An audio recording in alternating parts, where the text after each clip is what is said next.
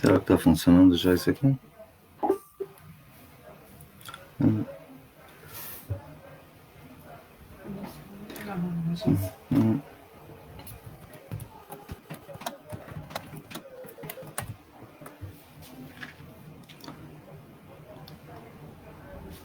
Well, I think I'm live here.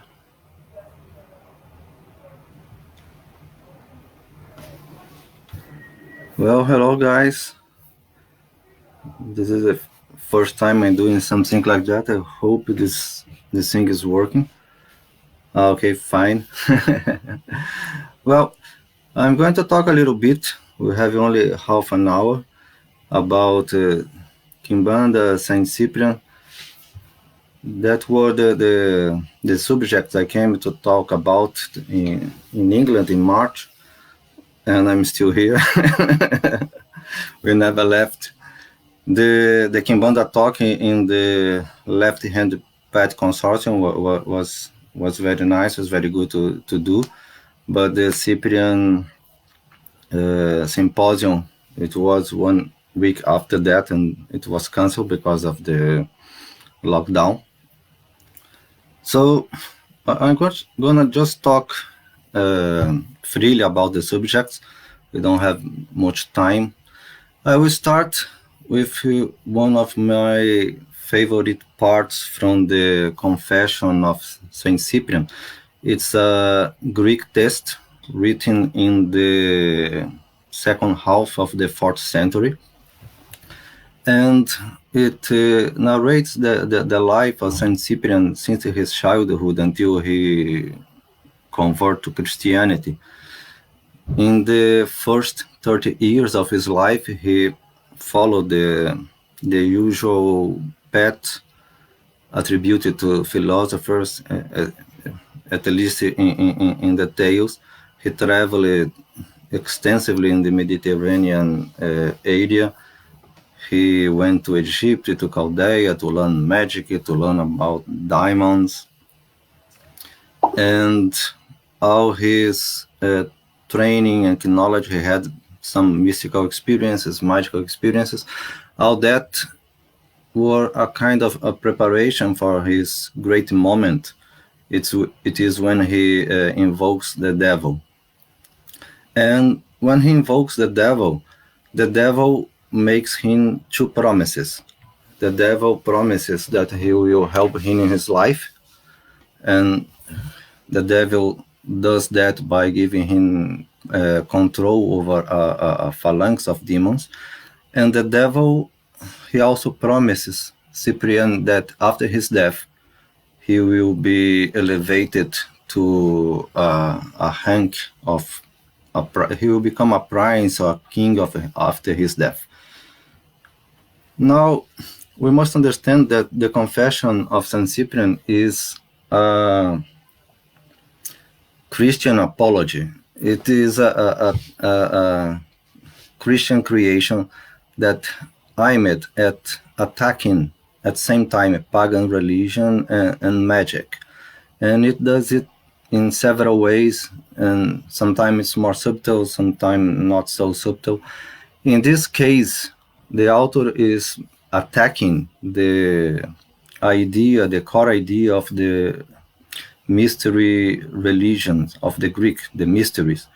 Because when someone was initiated, for instance, in the mysteries of Dionysius, the expectation was that after that, during the life of the initiated, he would receive a special protection, a special blessing from the deity, and after the death, his death or her death, the deity would help the initiated to achieve a better afterlife.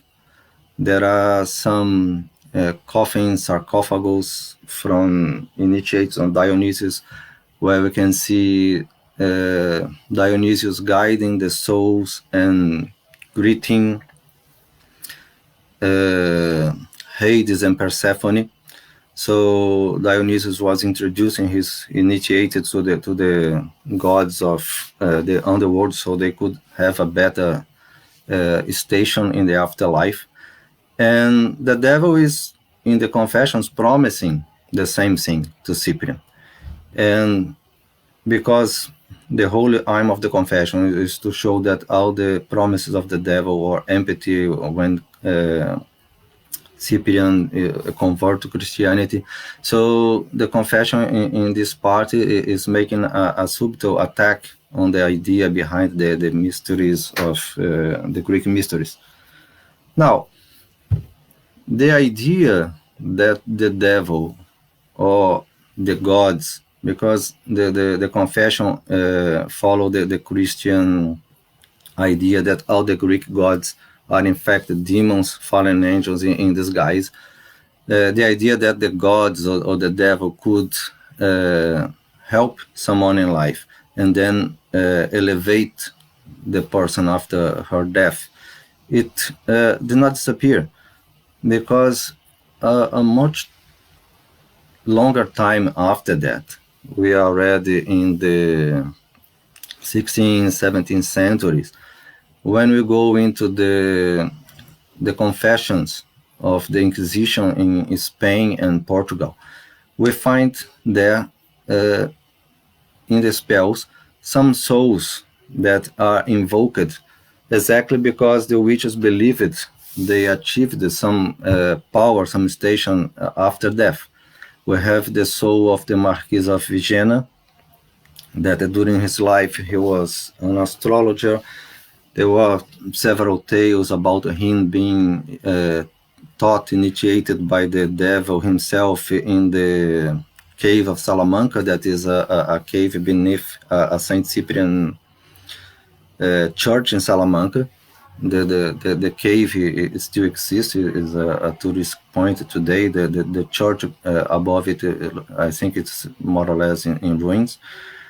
And in the spells, the Marquis of Villena, he is invoked to aid the witch, the sorcerer, in what they want to do. Another soul that appear in these spells in the same capacity is the soul of the Queen Maria de Padilla. Maria de Padilla was believed in life to have associations with magic, and after her death, her name started to be invoked in spells together with the most common names for the devil, like Lucifer, Satanas, Beelzebub. And it is in this capacity that the name of Maria Padilla came to Brazil in the times of the colonization, because what Portugal used to do, he used to exile witches. The Inquisition in Portugal was not so hard on witchcraft, because they were more focused in persecuting the Jews and the new Christians, that were Jews that converted but were suspected of still carrying on with Jewish practices. And the Jews, the new Christians that fell to the Portuguese Inquisition, were usually executed, but the witches, they have more lenient penalties. They are exiled to Angola or exiled to Brazil. And when the Inquisition made the visitations in Brazil, she used to come for a few years to check on people. They, of course, they target the people that exiled to see if they really repented, or if they were relapsing, and they usually were relapsing. And so that's when we find the name of Maria de Padilla for the first time in Brazil, in the confessions of these exiled witches. Now, Maria de Padilla, with time, became one of the most important figures, spirits in the Quimbanda. The Quimbanda, it starts to appear in the beginning, in the first decades of the 20th century. And Maria de Padilla, Lucifer, they are usually, until today, the most important entities in Quimbanda. Quimbanda was created mostly from a mix, a syncretism between the ancestor cults of the Bantu people, the slaves, the Bantu slaves that came to Brazil, and ideas from Portuguese witchcraft. That's why we have both things connected.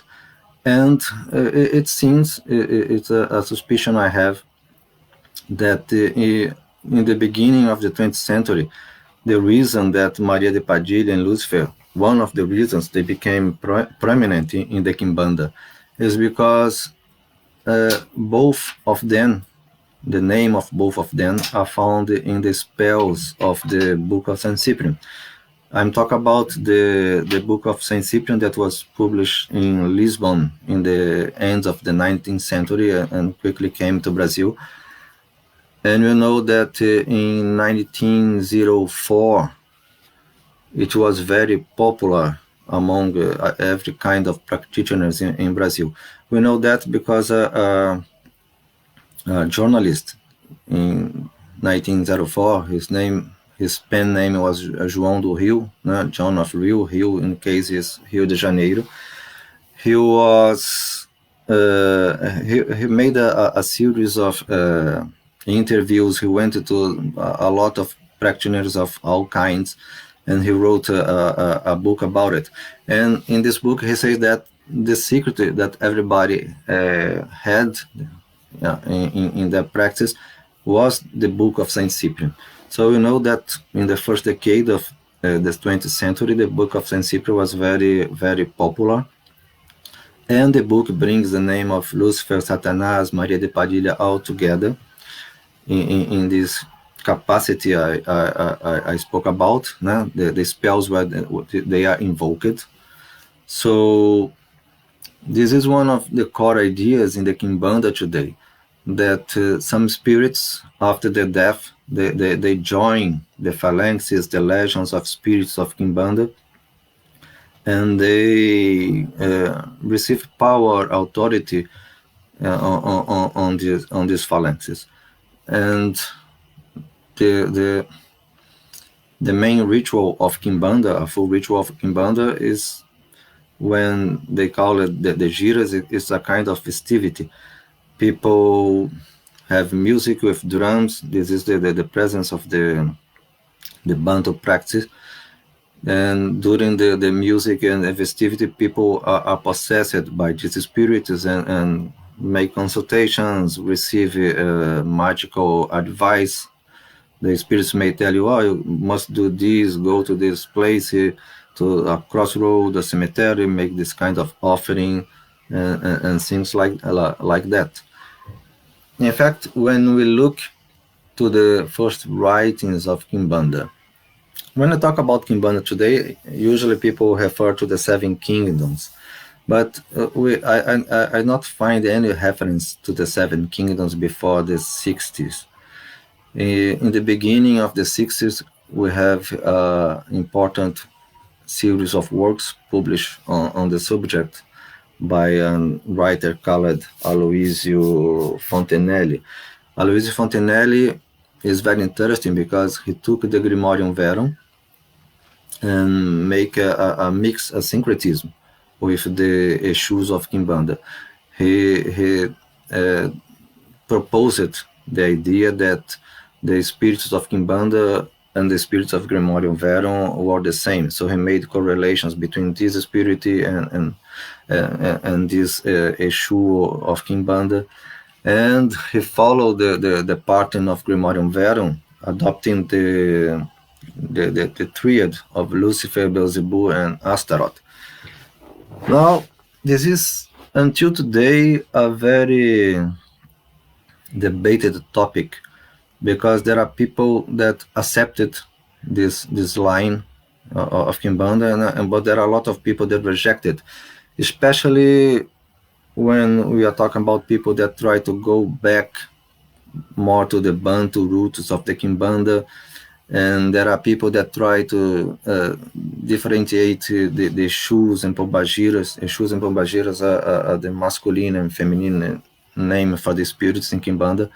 They try to say that they are not demons, they are not devils, because there are a lot of political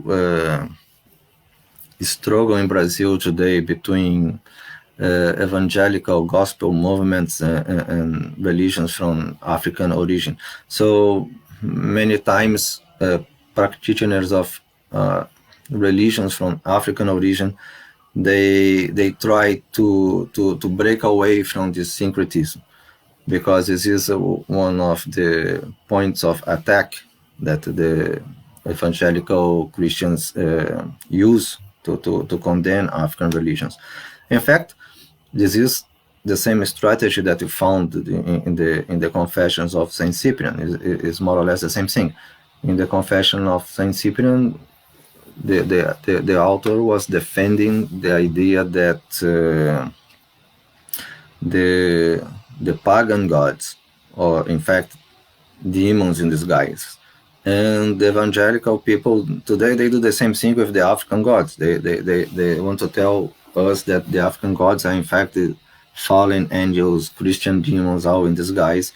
And when it comes to Quimbanda, that took all this imagery, all this symbolism from Portuguese witchcraft, the thing is even more difficult to defend, because what the Quimbanda does, it takes this diabolical symbolism, but it subverts it, especially because Quimbanda is very mixed with Kardecism. Kardecism is a line of Spiritism developed by Allan Kardec, also in the 19th century, that became very, very popular in Brazil until today. In fact, it's in Brazil mostly where Kardecism survives today. In France, it was very popular in the 19th century, but then for a series of reasons, including the 2 world wars, it almost disappeared during the 20th century. But Kardecism, although it presents itself as a kind of Christianity, people sometimes joke saying that it's Christianity with necromancy, because you have the contact with the spirits, also the mediunic aspect, the medium that receive message or by writing or by being possessed. So you can see the point of coming together with the African cults of ancestors, where possession was also a very important feature. So Kardecism, it rejects the idea of multiple kinds of spirits. He says that when people in the past talked about demons and angels, they are in fact referring to souls in higher or lower levels of development. So in the Quimbanda, most of the time these spirits are seen as human souls, that if you are in a more hardcore line of Quimbanda, it's human souls, like we talked before in the Promise of the Devil to Saint Cyprian, in the spells with Maria de Padilha.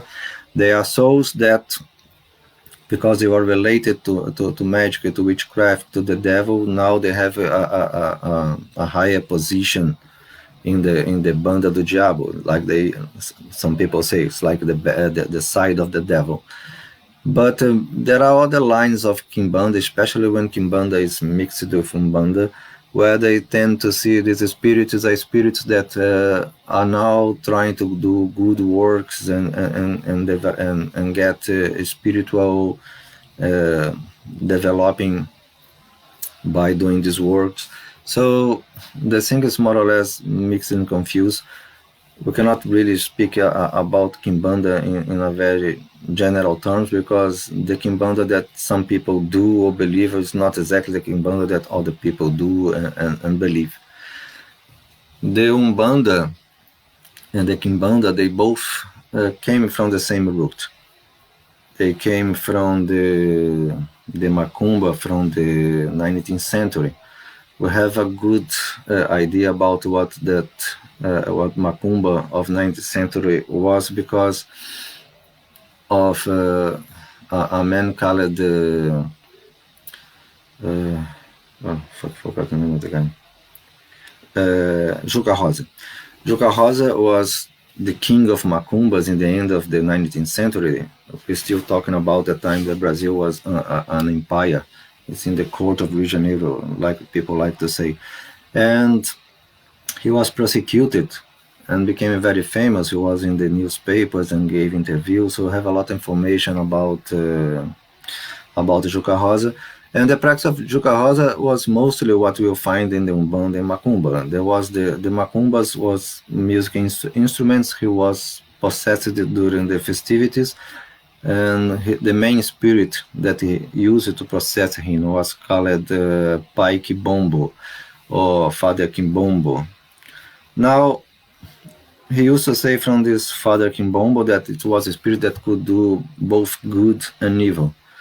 In Bantu religion, to say that the spirit of ancestor could do both good and evil was it's a key phrase. You'll find that in almost every study on Bantu religion.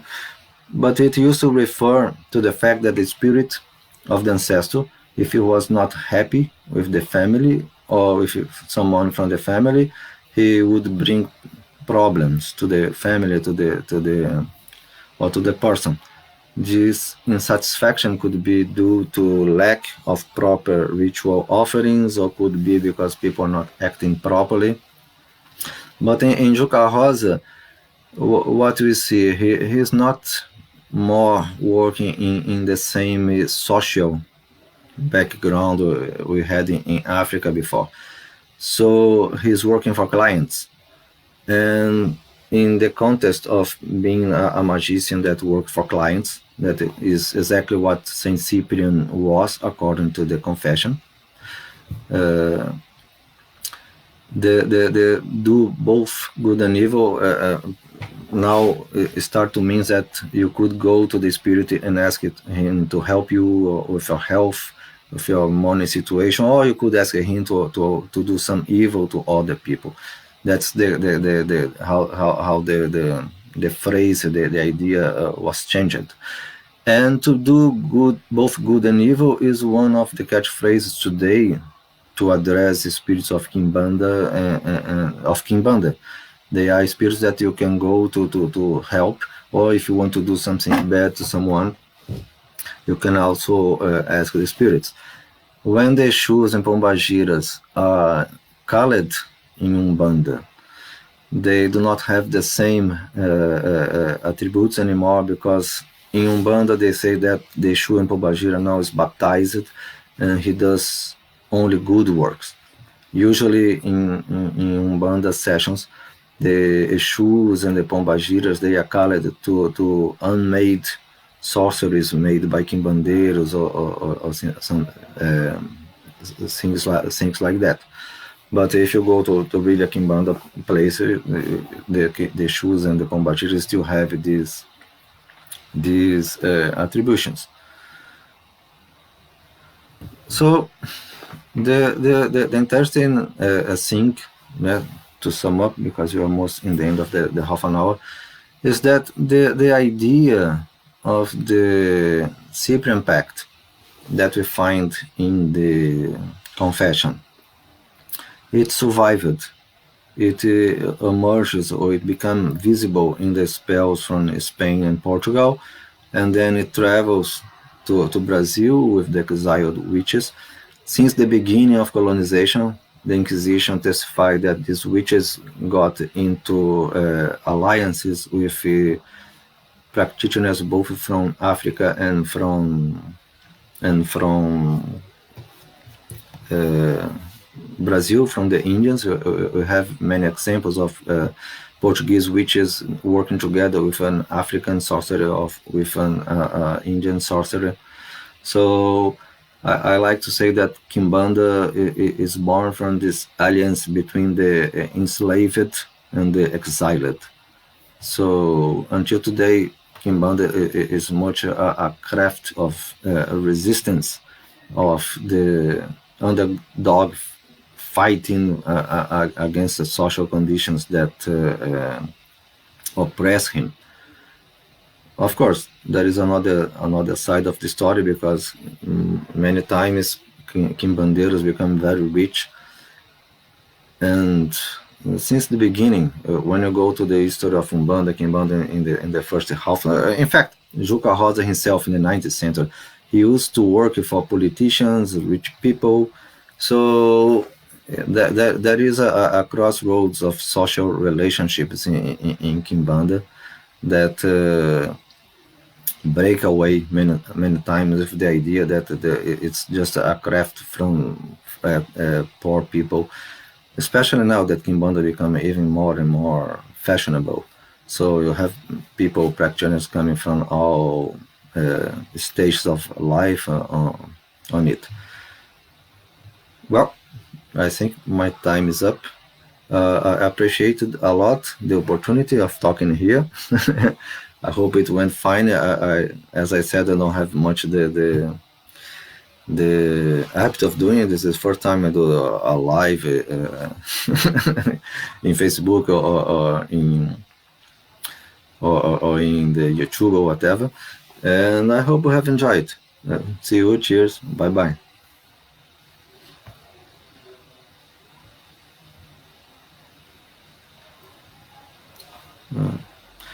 Como é que eu fecho isso aqui?